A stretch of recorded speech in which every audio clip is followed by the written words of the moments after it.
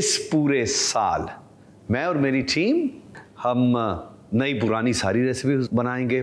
तो year of millets, let's make it big. Millet खजाना है ये।